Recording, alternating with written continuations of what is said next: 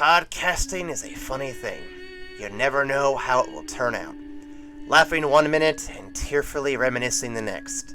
But if you go to patreon.com/WassessCastProductions, you can help make your own destiny and keep this show going. Bonus content, exclusive episodes, and early access to the show.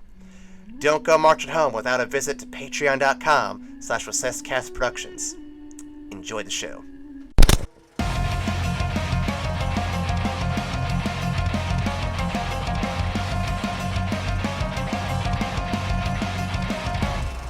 Guys, I feel a storm a-coming, but we gotta get through this shitty canyon first. I'm your host, AJ Waseska, and welcome to the After Credits Cast, the only film podcast to shove 2 episodes of very different quality into one podcast. I am your host, I am joined by my co-host, Ryan Menners. I thought you were gonna say I am my co-host, Ryan Menners. You know, I'm slowly getting back into the swing of things. He has become Ryan.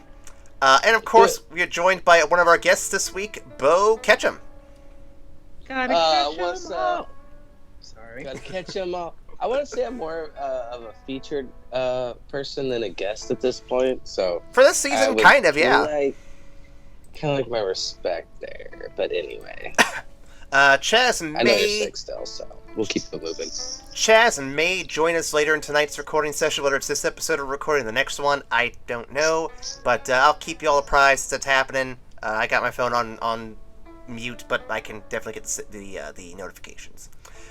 We have links to all those different locations down below where you can find us, including Patreon, YouTube, Pippa, Apple Podcasts, Google Play, iHeartRadio, Stitcher, TuneIn, Podcast Addict, and many more. So please feel free to find us there. You can also follow us on Tumblr, Twitter, and Facebook. And if you want to email us directly to tell us how you would have survived in this canyon with these 2 fucking groups of idiots, Ryan, what is that email?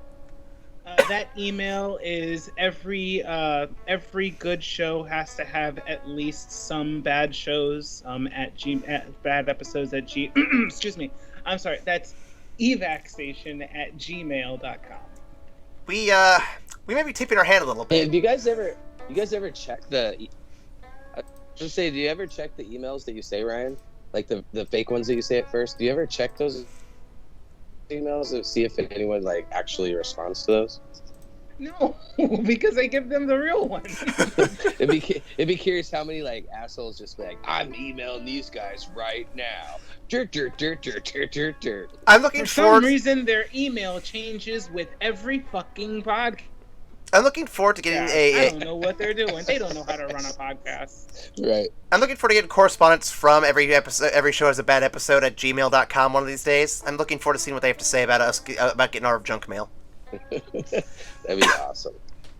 So sorry, guys. It was a bit. We didn't know you guys were real. So let's roll to side A quick, because the meat is on side B, not literally. We smoke the meat on side A's The Great Divide, originally airing May 20th of 2005. It's supposed to be 5. I don't know why that's 6. It was written by John O'Brien and directed by Giancarlo Volpe. He did it. Yep, I looked up pronunciations. I'm good. Animation duty fell back to DR Movie this time around. The cast includes some new faces for this episode in particular. Scott Menville as the Scout, Leonard Stone as Canyon Guide, Roberta Farkas as Jane Leader, and Renee, name I can't pronounce, as Ganjin Leader.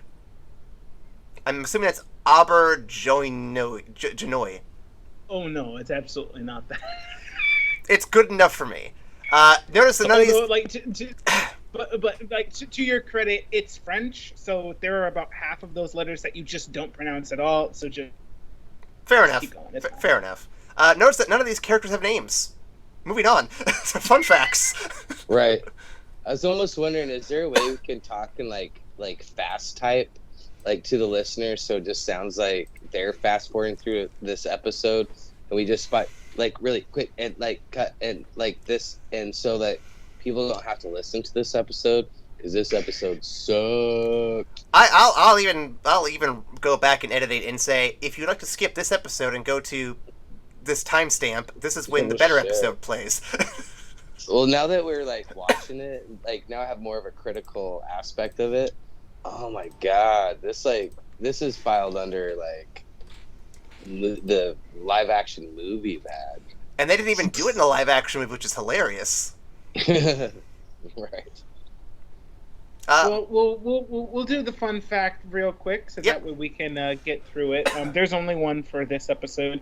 This episode was, ironically, unpopular with fans due to its relatively insignificant plot, and it is the lowest rated episode of the series on IMDb.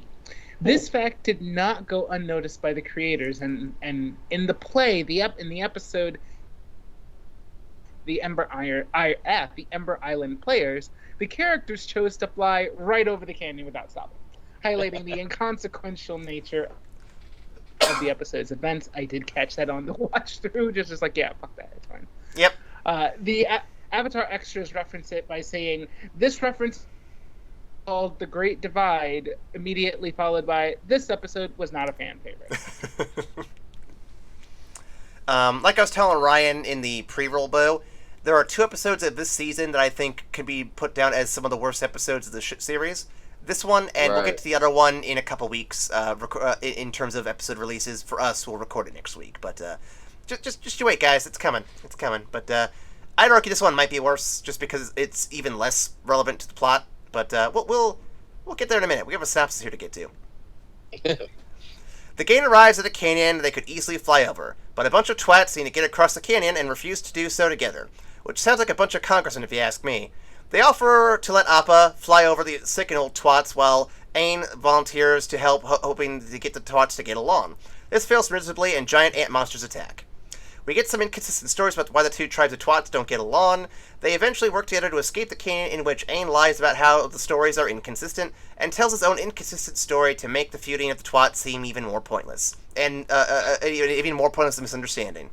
Boy, do I really miss Zuko. Right. Quick and painless. Yep. So I only have a couple questions for this one. We can move right along. First off, how much time do you really want to spend on this episode here? I think we've done it already. No, let's break it down. Like, there's some gold in this. I guarantee you we're going to get into this, and it's going to be pretty fun. Oh, man. But I like your optimism, though. Well, I mean, we've gone off. We're really good off going on tangents, and I feel like this might be the episode we might find ourselves in some crazy rat hole, or rabbit hole, or Ant-hole. Crawler. Yep. What's the food? The food canyon smuggling crawler. Yeah. Here's a positive spot about it. How come all the animals and creatures in this all feel like a Big Ten or a Ben 10 crossover? You guys feel that same way? I mean, I can kind of see where you're coming from. I think they did a little different, though. They were trying to go for real aliens in Ben 10. Here, they're smashing 2 different animals together. It's like, okay, let's see what we get out of this. Yeah, sure. Turtle ducks. Let's get The into turtle this. ducks are so cute.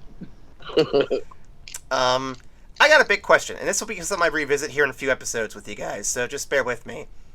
Does the way Aang solves the conflict in this episode feel in character with you? Why or why not? No, we're talking about a kid who, in later episodes, who has to decide between the yin and yang of the koi fish and whether he puts his, the Avatar state on the line versus going to save Katara at a certain point. And now he's, lying about a story to, connect these people. It felt so, the story was good at first and made sense, and it kind of was okay, this kind of goes in line with the fact that episode 3, I think it was, when the crazy Earthbender King and them have this connected reality 100 years ago, and it's oh yeah, this really makes sense. We're bringing a class system, coming together over a miscommunication over a myth. There's some relevance to this story. And then it's all shot when he's nah, I made that shit up. Let's get the fuck out of here and let's roll on to the next episode.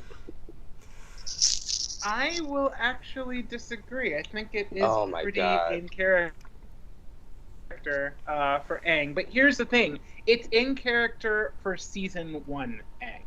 The first the episode starts off with the whole Aang is so wise, even for a 12-year-old. His wisdom kind of carries through the ages, and he's been really good at solving your problems. The Avatar can solve any problem, even this centuries-old enmity between these two groups. And the episode is just him constantly failing at using real logic and wisdom to help this group, these two groups of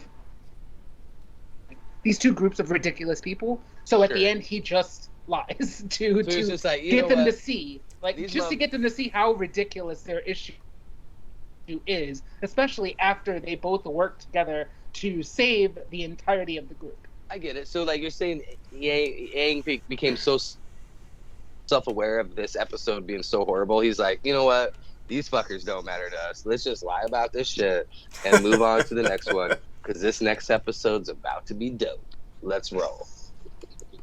Well, I mean, dope for us. It's not really dope for him. He has to do a lot of, serious talking and confessing, so... Right. I don't know. I lean more towards Beau's take on this one, and not saying that, Ryan, you're necessarily wrong, but...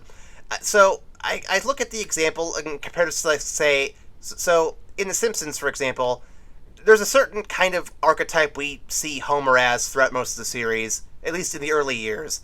And then there's a point where the writers just sort of do some weird stuff, and they kind of make him this weird, wacky, cartoonish idiot of a character beyond what he is normally portrayed as. I think something similar happens to Aang for 2 episodes this first season, where it's not so much that he's bad, but the writers chose to just really take things in a direction that the rest of the season just wasn't going, and it feels very tonally inconsistent with the rest of what the season's doing. Definitely. Oh, yeah. I feel that too. And like you've mentioned a couple of times in previous episodes, this is definitely an episode that they added in to space out the rest of the season. This 100% did not need to be in there. So right. I don't think it's consequential at all, but I still think within the episode it held somewhat true to Aang, and being confronted with a ridiculous premise and just two groups of nonsensical people who are hating each other for the simple fact that they've been doing it forever, even when logic dictates that they're both being ridiculous. So he invents something ridiculous to get them to see how ridiculous that they're being. Well, it's also hard to be sold on this episode when they could have just flown over. They're what? And rewatching this episode, and now we're put on a critical level. I've always enjoyed it because you're just oh wow, it's a social class thing, oh, rich and poor and blah blah blah. But after our in-depth conversation we had about the Earthbender being trapped on the the Firebender's ship, a couple episodes ago, we got deep in that episode about racial injustice and all this other stuff. So to come into this episode, it this would have been that perfect opportunity to kind of create that same sort of deep emotion. And this is just a complete throwaway episode. It's not even a bottle episode for live action episodes. They fucked this episode up bad. Well, and what's funny is you bring up the whole class dichotomy thing. There are later episodes that hit it up pretty well, especially when you compare the lifestyle of the nobles in the Fire Nation versus the poor fuckers on some village in the middle of a shitty river. Oh, man. Or the rings in Ba Sing Se. Yep. Right, exactly. And so, when you start...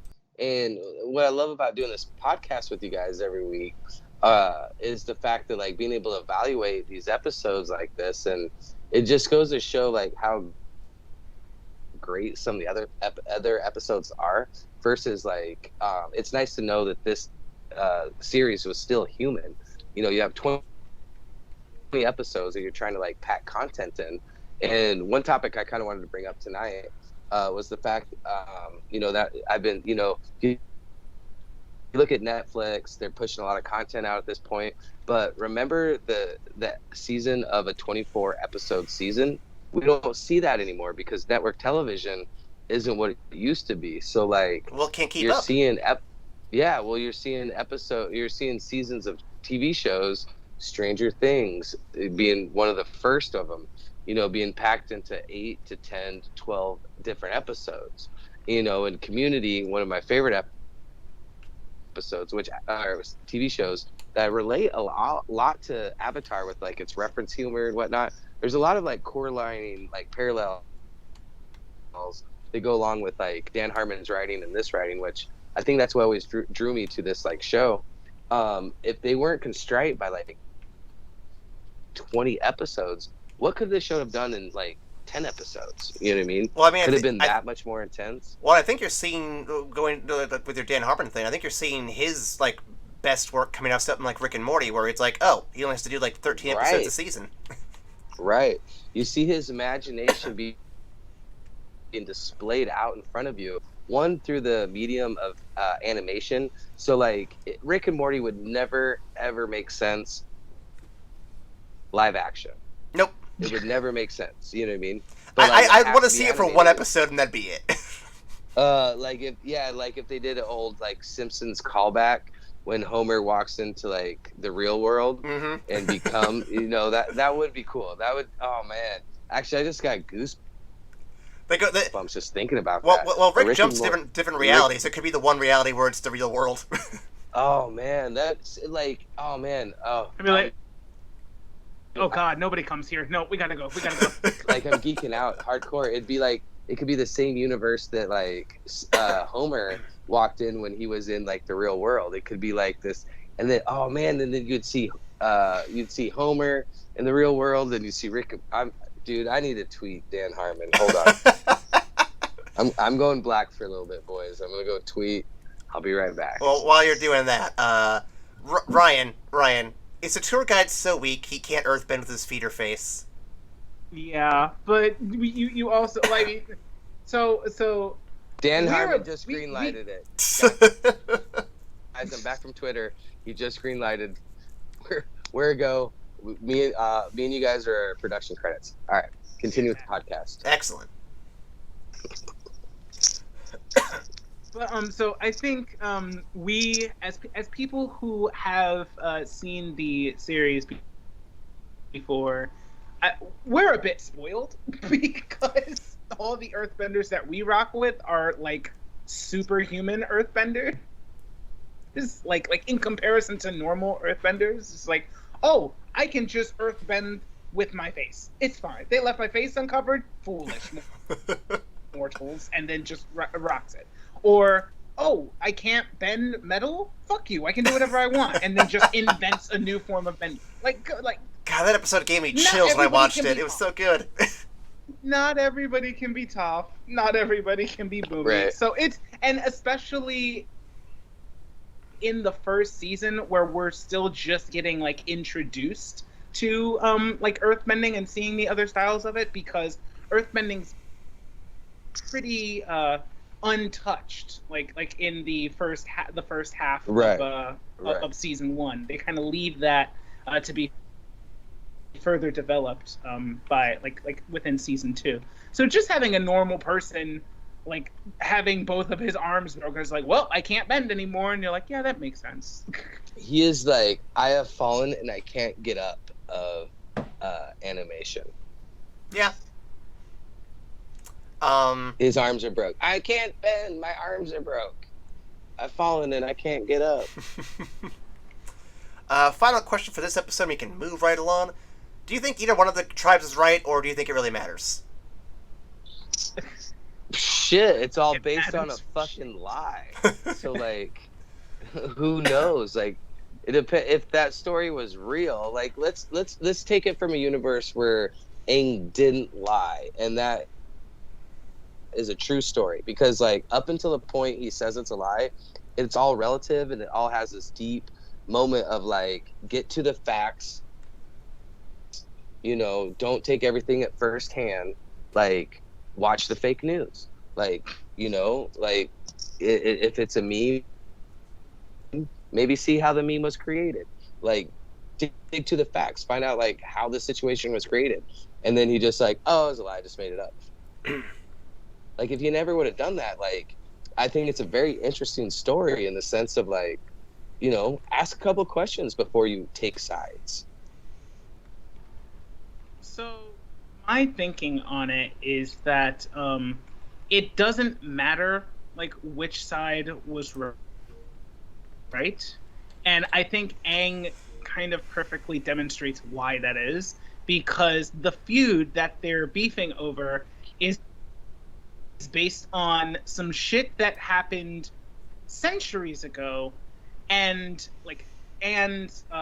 preconceived notions and prejudices. That's literally all they're beefing over. Like some he said, she said bullshit that happened 200 years ago, and then the constantly reamped hatred and prejudices from that's passed on by your dad and your father's father and your father's father's father before him.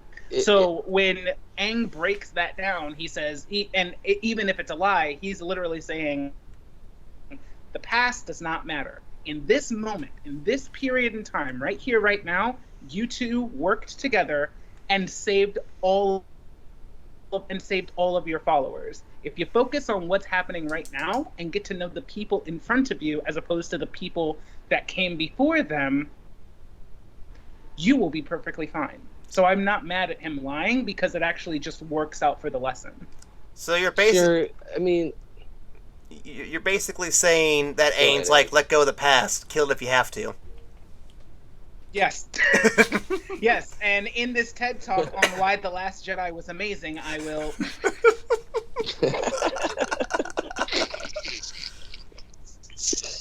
No, I just thought... That's exactly where that was going. I thought with the class system, like, the poor versus rich kind of, like, was distracting from the point. Like, with him lying, I get where you're coming from, totally. But, like, you know, I really wanted this sort of, like, game of telephone, like, theory to be, like kind of talked about. And the fact that, like, just because there's myths and there's legends and there's past and there's history, it doesn't mean that that's, like, the true story. Like, you know, the Bible was written by man. You know, if everything that happened in Christianity was real, at the end of the day, like you can't rewrite the same story over and over again and not have it be perfect. And so I was kind of hoping they would kind of delve into like this deeper sort of based on that might require more than 20 minutes of an episode, though. Right. Plus they touch on that. They touch on that much better in like other episodes, which is why I don't think that was ever meant to be the focus of the episode, because they've shown that they can tell the class story and how what people see in the people have heard about the past can be much different than what actually happened. They've done both of those much better. That's why I don't think it's what. That's why I don't think it's aiming for. Yeah, I just think it boils down to like what I said before. This episode is a victim of elongated season. Yeah, you know, there's just they had to stretch it out too much, and yeah.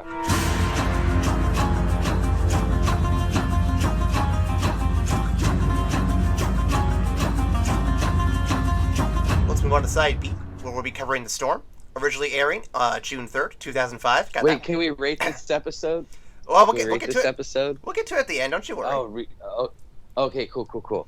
Because you know I'm a platinum whore. I'm waiting to like give my. This episode was written by Aaron. Spoilers. There might be a different rating for this episode. This episode was written by Aaron Iaz and directed by Lauren McMullen. The animation was done again by JM Animation.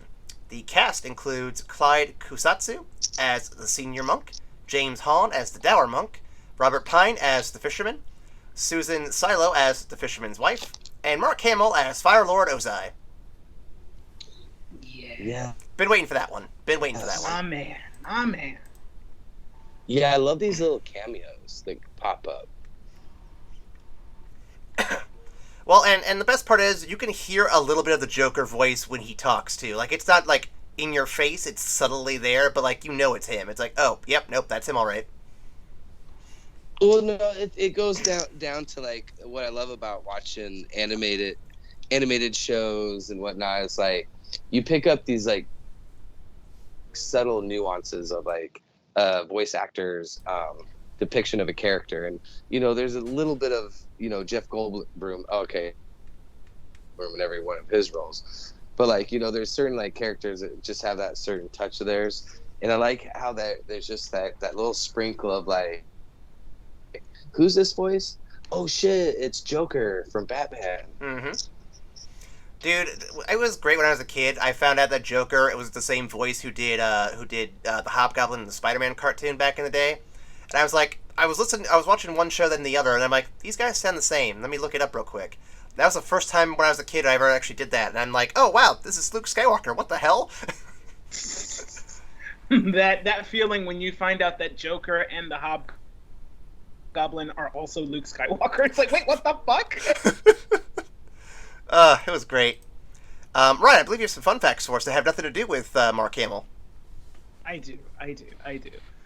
So first up, when Aang asked Gyatso if the council might have made a mistake when he said that he was the Avatar, Gyatso says that the only mistake they made was telling you before you turned 16, meaning that avatars are not made aware of their status until their 16th birthday.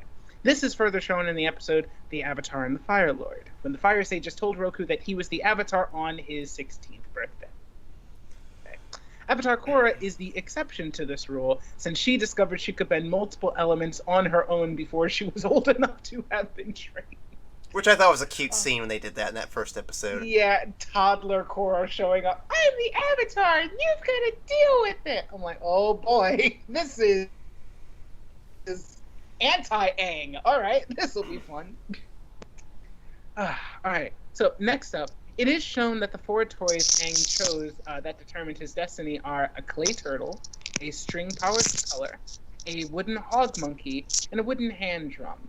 This method is akin to the one used in determining the next incarnation of the Chulkulama in Tibetan Buddhism. Mm-hmm. I have seen something of this, but I didn't know too much about that. So I remember that. Yeah, I remember that from a King of the Hill episode, actually. Oh, really? Yeah, they did that. There was some very familiar. There's some very familiar about those toys, like, and I was kind of rewatching it here today, even, and like, I was curious why I had such a familiarity to those toys and like how that kind of like represented. This is how we find out that Beau is the Avatar. I knew it. I mean, I do have tattoos and I'm bald. You gotta get on your job, dog. I mean, look at the world right now. Have you been in an iceberg for a couple years? Go do your duty. Actually, I don't. I mean, there is a section of my life I don't remember. Maybe that was then. Oh God, Beau actually is the fucking Avatar. I think it's just alcohol talking. All right, well, last fun fact for the day. The watermelon that the merchant tried to sell Katara made a swishing noise, which resembles the merchants of China in the early 1900s, who would make their melons sound heavier by injecting them with foul water from a river of one of the nearby creeks. Oh. Learned some fun facts today. Oh, damn. All right. That's the best fun fact of like the series, dude. Let me just poison these people so that I can get some more money. Food poisoning, make an extra buck. Well, what's funny too is Beau, is that I've been making these scripts up for the next few episodes. We're gonna get some pretty heavy fun facts before too long. Can I add my own little fun fact? Go right ahead. What do you got for me? My daughter is literally watching Avatar as we speak. I knew it. I heard something in the background. I knew it. What episode is she on? What episode is this?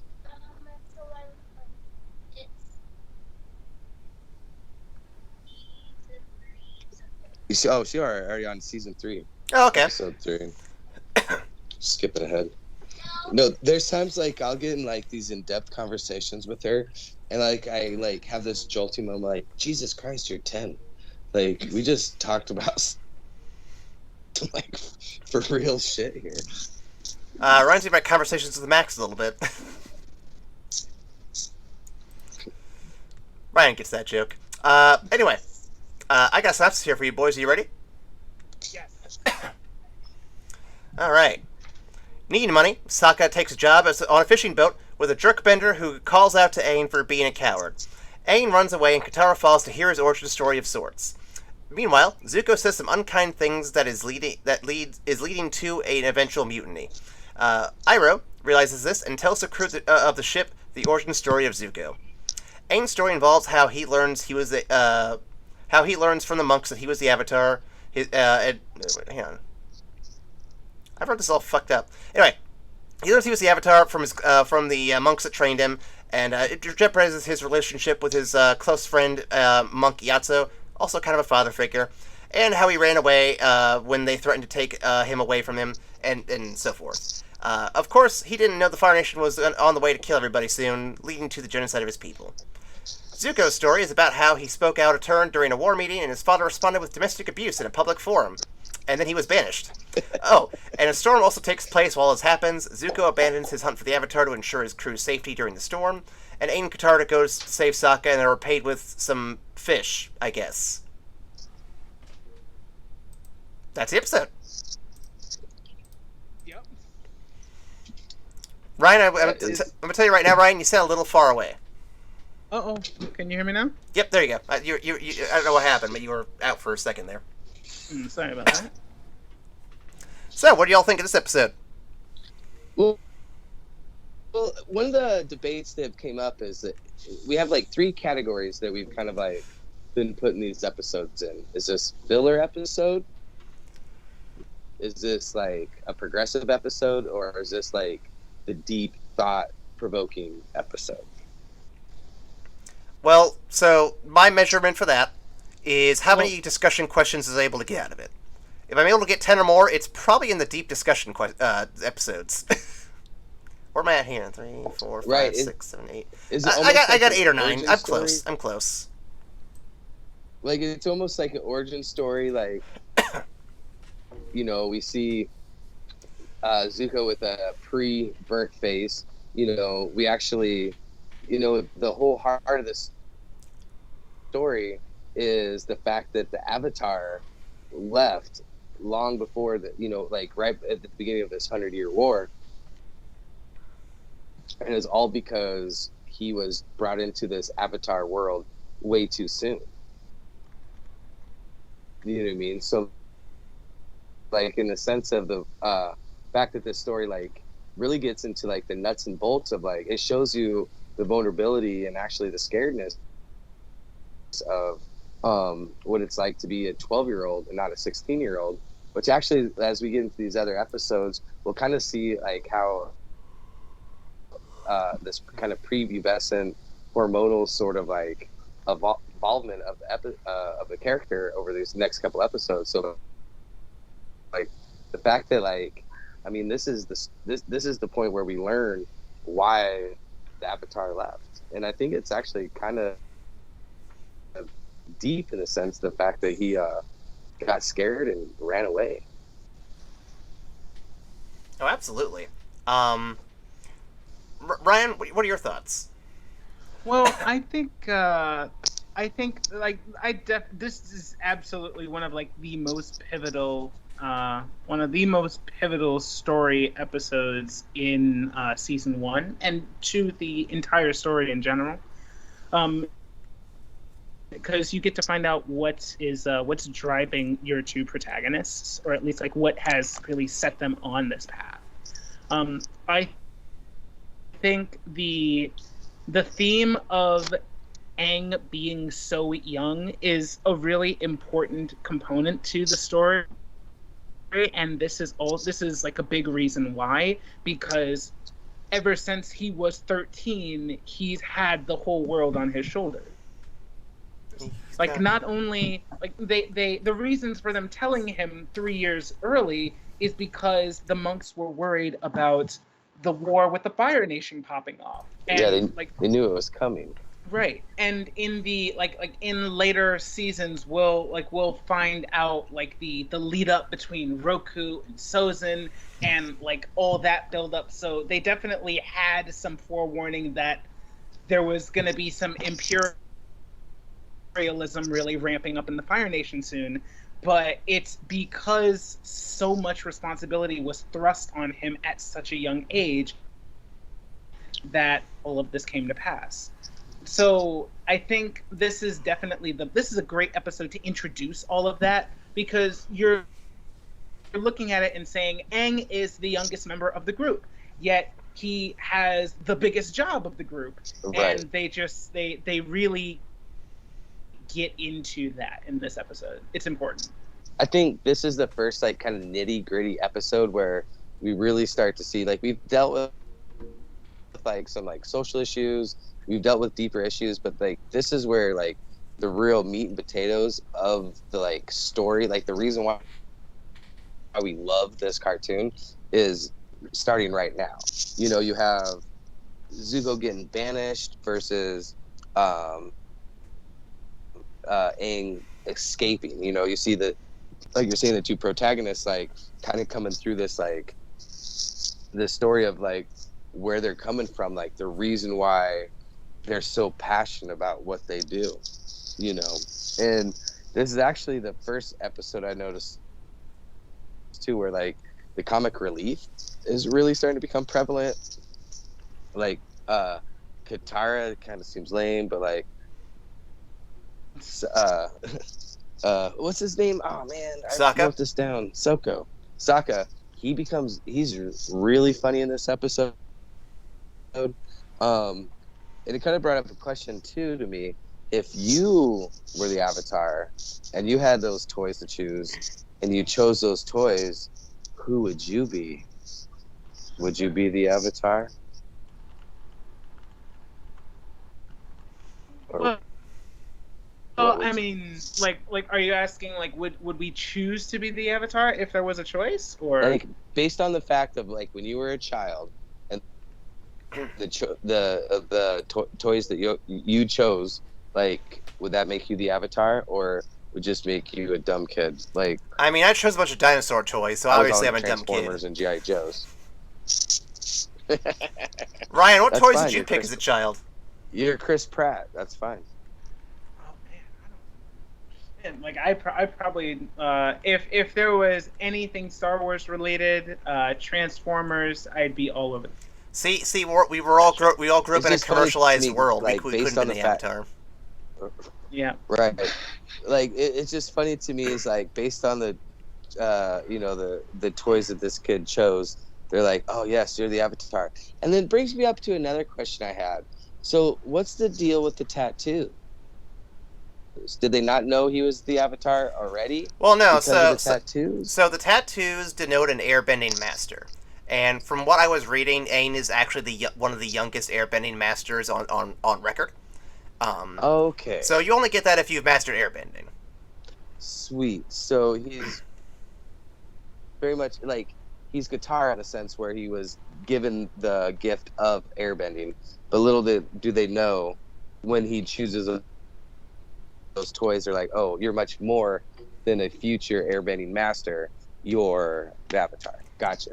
Yep. So for the toys too, how that works is he picked them out when he was like a little kid, probably like a toddler, maybe even a baby. And right. How that works is the reason that those toys are important is because they were owned by him in a past life. Yeah. And so the whole like, and so his current life is pulling them out again, basically. The whole question I had about like what toys you'd pick would make that like didn't have a lot of gravity. I thought it was being really cool and creative. I liked it at first, but I was kind of confused by the wording. I know it trailed off. You know, the fact I should learn that I'm very unscripted. I should never take notes and just let it be and just kind of improv it. And I promise to never read my notes ever again. Nah, you're fine. You're fine.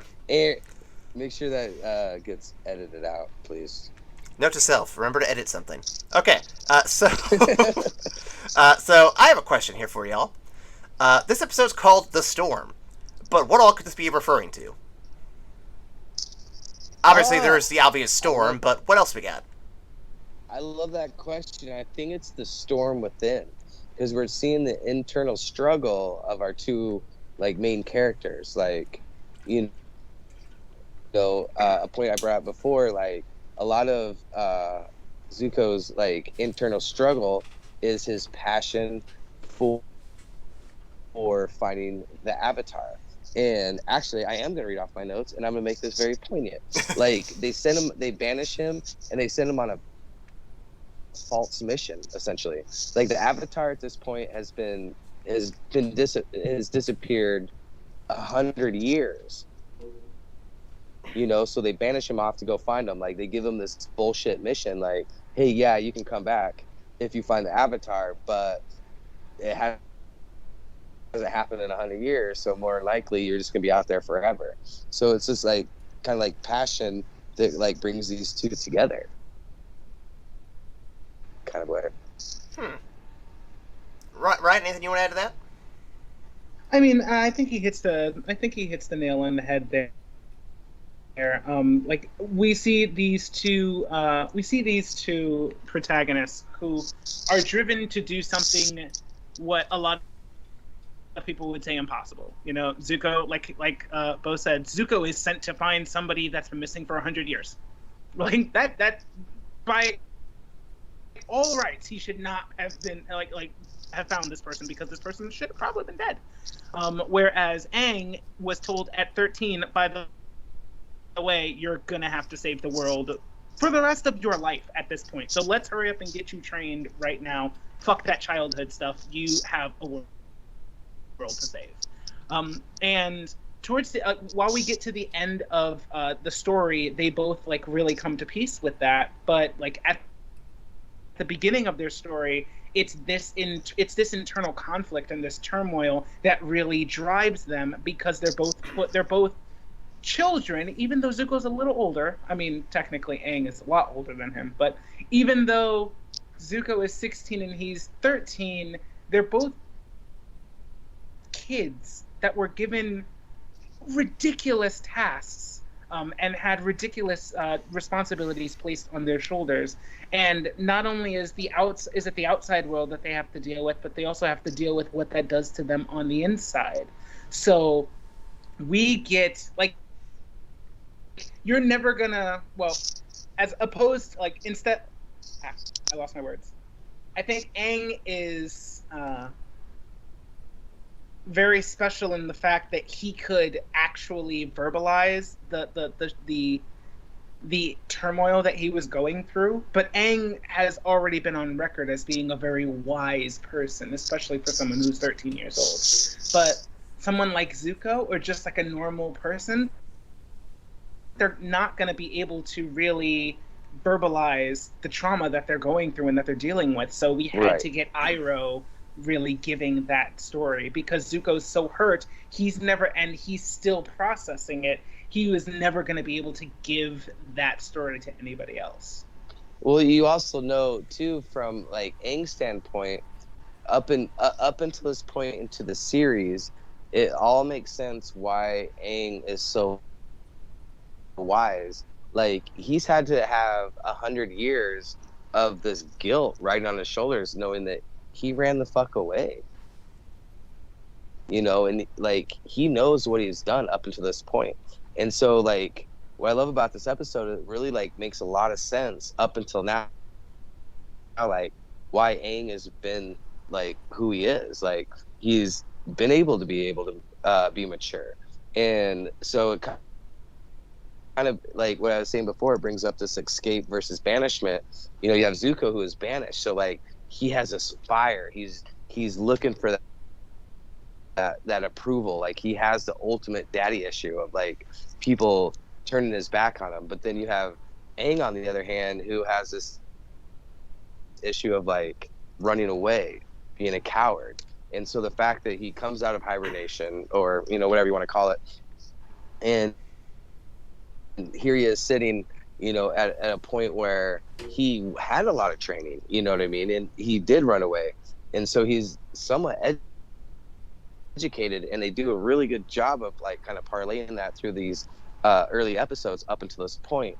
And then you see Zuko's pain as far as like why he's just completely unrelentless. Like he wants to take over this crown, and it's not because he wants to be the king again. He just wants his father's love. Yeah. I think though. I think a lot of it is the self-perception, or at least like how they perceive the turmoil. That also really influences their path. I think. I mean, yeah.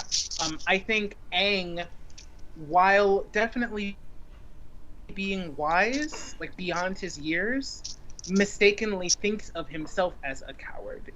And I personally wouldn't call Aang a coward, because he's a 13-year-old kid who was just told that his entire life was about to be drastically changed, and he ran away not for 100 years. He ran away for like a night. That was the intention. He had to get away from it, and circumstances outside of his control happened, and he was kept away for 100 years. But he blames himself for not being there for that whole century. So I mean, that's a lot of like that's guilt. Drive. That's definitely guilt, but I think it's misplaced, and I think he comes to not necessarily like agree with that, but maybe accept it throughout his story. Sure. Well, that's especially because of the fact that had he not, he would be dead. He would have been dead with the rest of them had he not run away at that point. Exactly. No, I think instead of saying the word guilt, like that's his conviction. It's his conviction to make sure that he wrongs his rights. Like, I mean, rights is wrong. He rights is wrong. Yeah, shit, potato, right, bro? I mean, if you're wrong, you're right. I think you're doing something wrong. Hey, two wrongs don't make a right, but two rights make a plain, right? I get it. I got a couple follow-up questions to that conversation, actually. For the Zuko side of things, let's start there. So we were made aware in later episodes that Zuko's banishment is known not only nationwide, but even worldwide, all the way up to the freaking Earth Kingdom. So why does his crew seem kind of oblivious to the details of the story of their fearless leader? Plot holes. It happens. It happens over 20 episodes. I would think so. I think they needed a reason to give Zuko's story, right? Like to give Zuko's story to us, the viewers. So and making his crew as oblivious to Zuko's struggles as the audience is. Yeah, it's a bit of a discrepancy, of like an inconsistency. You have to have a certain level of conceit to the storyline. Like, it's not going to be 100% spot on. So you got to give a little bit, to the just conceit of the situation. Yeah. Did you guys if you don't think about it too hard, it makes sense. But when you start thinking about it, you realize that you need this needed to be done in order for us to get Zuko's storyline, because they're like the only reason that they wouldn't know. Well, I mean, actually, all they know is that Zuko is banished, and that's really all that anybody else knows, is that Zuko is banished. But Iroh gives them the actual details behind the banishment, and because, well, he did something. He spoke out of turn when he was 13 at a war meeting, and in response to that, his father horribly scarred him and then kicked him out. By the way, for 3 years. So dramatic. Like he even brought up a good point, and they're like, "No, I'm gonna scold my fucking child." Like, yeah. It was But it was a little bit extreme, I guess. Maybe. But as you were saying, so they didn't know that they didn't know that they may not know the details. But I guess my question, Ryan, is if you joined Zuko's crew to go hunt the Avatar, wouldn't you be asking those questions up front? Do you think Zuko would tell anybody? Maybe not. Like, maybe would you not ask Zuko, yourself, but why I'd. is it- Yeah, would you go up and ask the captain of the ship? So, why are you such a moody prick all the time? No, Why I are wouldn't you- say why that. are But you- like, Why are you 15? Why are you 15? but I'd say And more why am I like listening you're to you? you're being hired to be part of his crew. Wouldn't you be asking why we're going on this mission in the first place, I mean, or why we're not with allowed to sail into Fire Nation waters? the general bent of the Fire Nation army and the Fire Nation in general, like for the past 100 years, has been like mindless, fervent obedience to your superiors. So taking a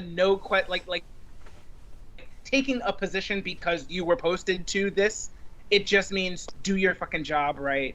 And one day you may be rewarded by the glorious Fire Lord for upholding your duty to your country. Like, them not asking questions makes total sense to me, especially with what we learn about the Fire Nation in Book 3. See, and that's where my mentality, I have discrepancy with it, just because, like, I couldn't be in the military, I can't do a no questions asked kind of thing. That's not me. I mean, like, keep in mind, Aang has to teach Fire Nation children what dancing is. But what really is dancing, That's how- Ryan? that's how What really it is dancing? You know I'm making a good point, goddammit. Yeah, I thought your point was great, bro. No, I'm with you. I'm with you. To the I dance like no one's.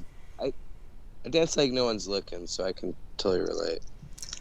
so to Aang's side of the story, real quick. So we were talking about how Aang might have died if he had stayed with the air nomads. Do you think he and Gyatso could have actually lived if they had managed to escape together? I think Aang would have made it. Like, he was the Avatar. He would have, if he would have not ran away. Like, we see him, even though he was in hibernation for 100 years and he had plenty of time to like think about his wrongs. At the end of the day, like, the kid steps up when he has to step up. He has his moments of struggle, you know, to figure out. But like, the kid the kid does a lot of really quick problem solving. Like, he figures it out quick, and I think he would have. I think the war would have ended a lot sooner than it did if he would have never left. And yeah, I think that's like kind of just sums that up. The fact that he would have been the Aang today as the Aang of 100 years ago. I honestly don't think so. And the only reason why is because when we start the story, the Fire Nation is completely spread over the map because they're trying to take everything over.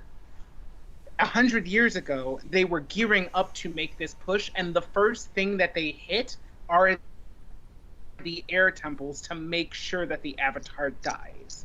So Aang wouldn't have been facing a spread out Fire Nation. They would have been facing a very focused Fire Nation that's sole mission was to kill him before they did anything else. Empowered by the But we're Sozin's talking comment, by about, the way.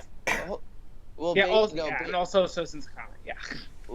Well, based on the fact how what we've seen and how he's responded and how he's fought like different Fire Lords up until this point, even just episode where we at 10, 11, 12, like, he's a fighter and he learns quickly. And you also have to understand too, if he would have been able to lead this group, if you know, a whole tribe of airbenders knew that they were supporting the Avatar, do you think that maybe he would have had a little bit more of an army behind him? So at this point, when he's fighting today, it's just him. He doesn't have a whole tribe. He doesn't have a tribe of airbenders. He doesn't have a tribe of waterbenders that can back him up, that can like help him train his craft, you know? So like, I think they would have been able to stifle this war because of the fact that he would have been able to rally that many more troops. We look at him today where he just has earthbenders at his side, and then later in the series there's other aspects that pop up, but for now the only leg that he has to stand on and any other people that he can work with are earthbenders at this point. Back then he would have had 3 tribes to work with. Well, I mean,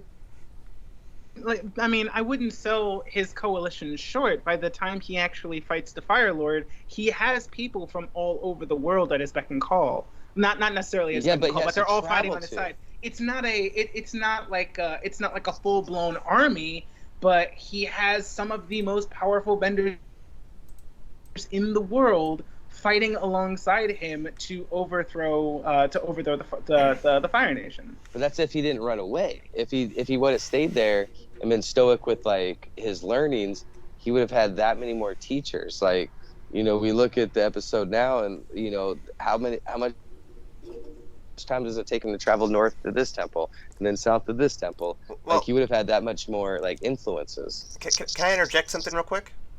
No. Okay. So there's 2 details I was just reading about, because I asked myself this question, like, I wonder if that's the case. So part of my question I asked was, do you think he and Gyatso could have lived if they escaped together? And I think they could have, and here's my reason why. There are 2 important clues that give me an idea that Gyatso is a lot more than he appears to be, and we don't get a lot more than that. Number 1, he plays the White Lotus tile, indicating that he may in fact be part of the White Lotus way back in the day.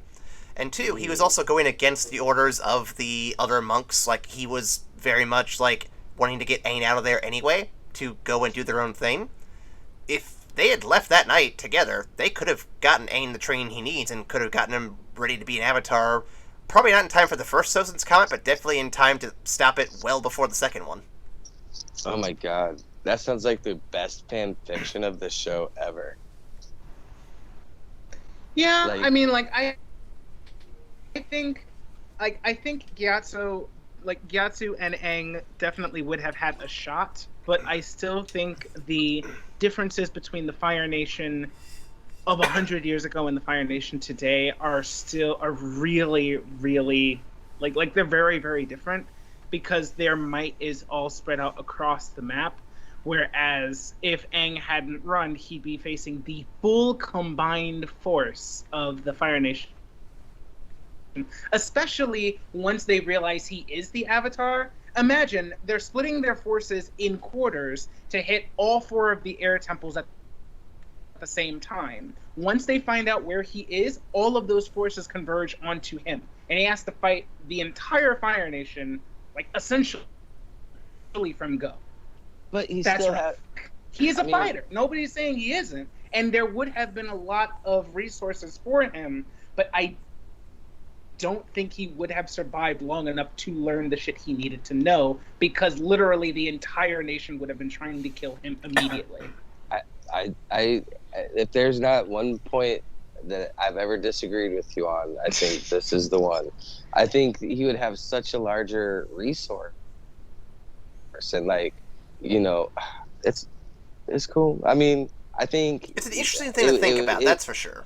It is. It's great, because it's like, this is a whole like another series that we can think about. Like, it's a different timeline. There you go. Universe Avatar. What happens if Aang didn't run? Like, right. You know, if him and Gyatso like go and like study, like in that gap of time, like maybe not the 100-year war, but what about 5 years? You know, like, what if only as the Fire Nation didn't have 100 years to go through everything? They might have actually been able to save the Air Nation almost. Like, they wouldn't have saved everybody, but they could have prevented all the temples from falling. So the 3 books that we watch, you know, the 3 seasons that we watch, if they were able to condense that in a smaller period of time and not let 100 years of persecution happen, like, what would have happened if they would have just like took a smaller amount of time, did the training, and, you know, 5 years, 10 years into the war, then he as the Avatar, strong, trained in the spirit world, trained in the Avatar state. Like, how much stronger, how much more troops could he have rallied, bringing this type of level of fighting versus a 13-year-old kid that was stuck in an iceberg for 100 years. Also, a fun thing to think about in this alternate reality, that means that Korra would have been like around with, like, would have grown up with Katara as opposed to have been taught by. That would have been kind of cool. Oh, interesting. Like you'd get Korra in the Last Airbender's time as opposed to in her time. Oh wow, dude, we stumbled on something amazing right now, because then Aang would have never married. I'd ship Korra and Zuko. That would be an interesting ship. Oh, that'd be great. Because now, like, Katara, it'd be interesting. I don't know if it lasts long term, but well, it would be interesting. it depends on what. No. It depends on how alternate Zuko is. Without the abusive father in that timeline, is he the same Zuko? Based on how creative we are as a collective minds, we'll make it work. We'll make it happen, guys. Don't worry. But because that brings up a whole nother issue too. Like, Aang would have never married Katara, so like Korra would never existed. So no, Korra marries Katara. There you go. Because Korra's not not Aang's child. It would have just been Aang's reincarnation. Yeah, I got you. You know what? So she would have just shown up like 100 years earlier in the cycle. Exactly. Sure, Ryan, you know what would have happened, Ryan? She would have gotten together with Zuko. It wouldn't have worked out, and she would have fallen in love with Katara. I'd ship that. I'd ship the hell out of that. That is the most awkward Oh my god, thing. she would get Katara to not whine all the time. Oh damn. Oh damn. This conversation have gotten so weird. So you guys remember the first time you viewed this one at all? Because the following question is, did this episode change your view on Zuko's character? Why or why not? No, I mean, like going back to your first viewing, like when you first saw this and they first showed you the backstory. Did this change your perspective at all? I mean, I always thought like this episode like made him it humanized him a whole lot more. It made sense of his passion and like why he's so thirsty to get make it. You know, like he just wants his dad to love him again. You know, and that's basically what it boils down to. Like, you know, maybe my own father issues are, you know, parlayed into that, which, you know, listeners will know, like I've dabbled into that issue. But like the fact that, you know, it's the fact that he fought his father, he scored him, and then he's just really wanting that approval. Like he failed him and he wants to come back at him. And I think the first time I watched this, it's the same as this time. And like they did a really good job of describing why he wants the Avatar so bad. Yeah, I mean this episode definitely ups the game for the whole series. Especially like even the first time I saw it, because it takes Zuko from being a cookie cutter villain to being a character with some real depth to him. Like I could not have imagined the character arc that they planned for him, but even this still just makes him. It would have just made him a more believable villain, because the best villains are villains that you can see where they're coming from and their motivations actually make lovable. Sense. Yeah, maybe not lovable, but you can definitely relate to them. You know, like there's a real human drive to what they're doing, and you can trace the steps to how they got where they are. You can still not agree with them, and you could still want them to fail because they're trying to fuck over the world, but you get where they're coming from. So once I saw the storm for the first time, it was like, okay, so Zuko's really one to watch. And they then doubled down on that in the very next episode. So yeah, these 12 and I wish 12 and 13 had been paired up, but but 12 and 13 are really the 1-2 punch that ultimately sold me on the show. Yeah, sure. Gotcha. We also, is this the first time we see his sister? So I was about to jump into that because Ryan would not let me leave this episode without jumping in. This episode deals with a lot of flashbacks and a lot of foreshadowing. Let's discuss some of this real quick. Man, okay, so yeah, Beau, you're absolutely right. This is the first time we see Azula. She's not even given like a full screen shot, but she's just there in the background, grinning like a fucking maniac while her brother is horribly burned. So like we see her for the first time in this episode, and in the most brilliant, like not the most, but one of the best storytelling moments ever, we hide the like a secret technique in a funny moment, because in the midst of the storm, lightning is literally about to strike the ship, and Iroh fucking redirects it for the first time in, like, we see lightning redirection in season 1, and immediately after he does it, they show him like all frazzled, like he just got hit by lightning. So it's played off like a joke, but he just redirected lightning. This is going to be like such an important thing that literally only he can do until he passes the technique on. Like, this is a secret technique, and they just hit it like they do with everything with Iroh. They hit it amidst the jolly uncle right in plain sight, likes talking about tea and silly things. They hit it. Yeah, he's a court gesture, but like he's the cat that ate the canary at the same time, where he comes back with like as a really pivotal character. But what's great about that scene with his sister, though, I even paused it and so I can make a note of it. And if you look at her, she's in the forefront, and then Iroh is like just right behind her. His face is absolute tragedy, where she has the most like cynical smile of like, oh yes, like I'm like, she's like feeding off his pain, and like she's like getting off on like his demise. That's Azula for you. So many things hidden, like so many things hidden in this episode. So final question, and then we'll wrap up because this episode's got a little long. Do you blame Aang for the state of the world? Why or why not? I don't. No, it was going to happen regardless. It was a matter of when he's ready, and whether it would have been him being ready and when he was 13 and was ready for his training then, or versus now after he was locked away. Like, he needed the time, but you can't blame him. He was a fucking kid, and he just got told that he has to save the world. Well, we're at the end of the episode here, where we do the review for the episodes in question.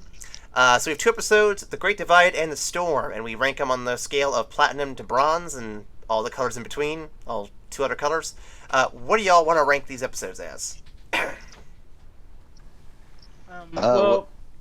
Whatever the opposite of platinum is, that's what I give The Great Divide. That, like in comparison to, like, as we've broken down these episodes, and as I think about future episodes coming up, this episode so far is the worst in my book.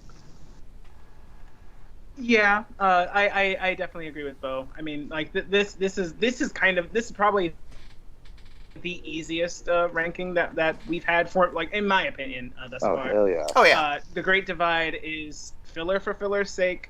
They can't all be amazing episodes. That's okay. So it's okay to have an inconsequential episode every once in a while. So I would definitely give a bronze to that, especially when they follow it up with a platinum episode like. Oh. Yeah, I like 100%. The Storm is absolutely a platinum episode for me. Okay. 100%.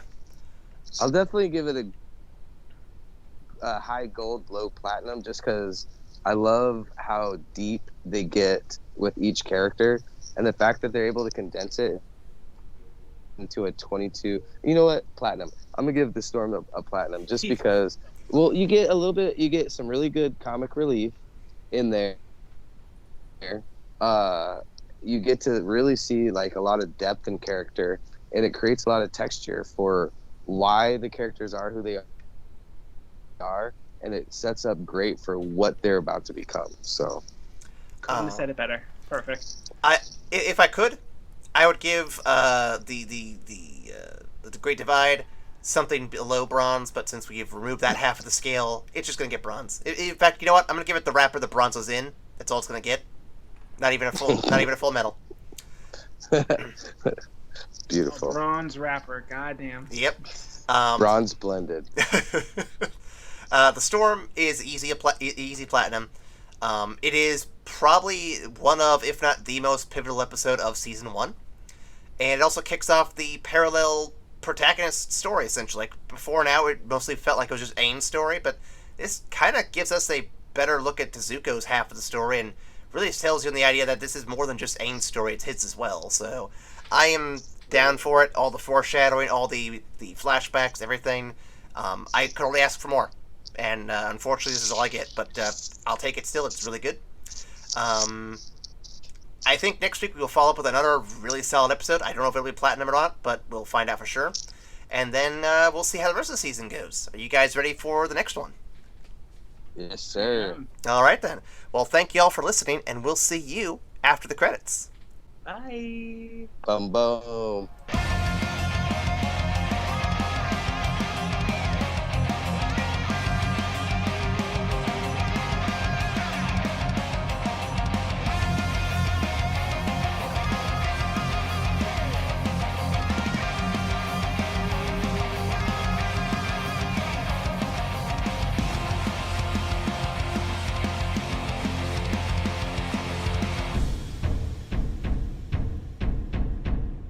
Don't go marching. You bastard. Time out. Is that Wassess Cats Productions? What says Cast Productions?